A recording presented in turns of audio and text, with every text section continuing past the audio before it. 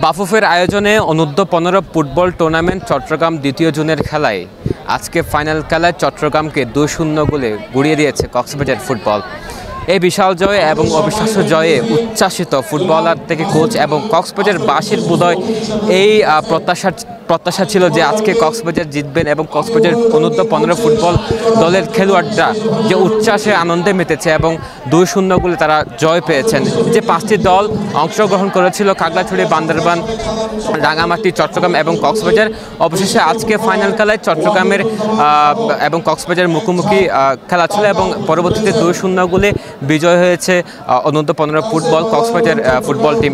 এই মুহূর্তে পুরস্কার বিতরণী অনুষ্ঠিত হচ্ছে, আমরা সেটি দেখব এবং কোচের সাথে কথা বলেছি। তিনি যেটি জানিয়েছেন যে এই যে অনূর্ধ্ব-15 ফুটবল দলের এই খেলোয়াড়দের সাথে তিনি আরও আগাতে চান, এছাড়াও যে খেলোয়াড়রা বেশ উচ্ছ্বাসিত। অনূর্ধ্ব-15 ইউসিবি বাফুফে অনূর্ধ্ব-15 ফুটবল লিগ 2025-এ ফাইনাল খেলার চ্যাম্পিয়ন হয়ে আমি খুব হ্যাপি। এই টিম নিয়ে ঢাকা পর্যন্ত ইনশাল্লাহ আগাতে চাই।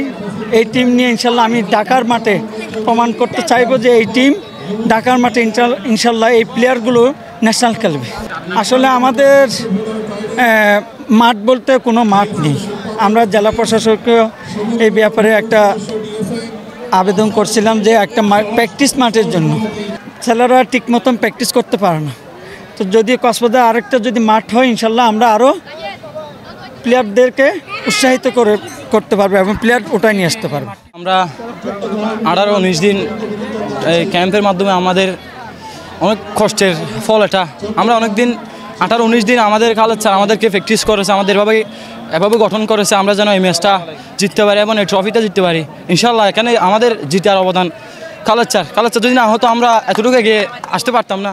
একই সাথে কোচ যেটি বলছেন যে এই যে বিশিষ্ট রুহুল আমিন স্টেডিয়ামের এই মাঠটি যে ফুটবল প্র্যাকটিসের জন্য একটি পরিপূর্ণ একটি মাঠ না, তিনি যে সংস্কারের যে দাবি জানিয়েছেন যাতে করে কক্সবাজারের আরও নতুন নতুন খেলোয়াড় যাতে সৃষ্টি হতে পারে, কক্সবাজারের যে ক্ষুদে খেলোয়াড় রয়েছে তাদের প্রতিভা যাতে আরও ফুটে উঠতে পারে।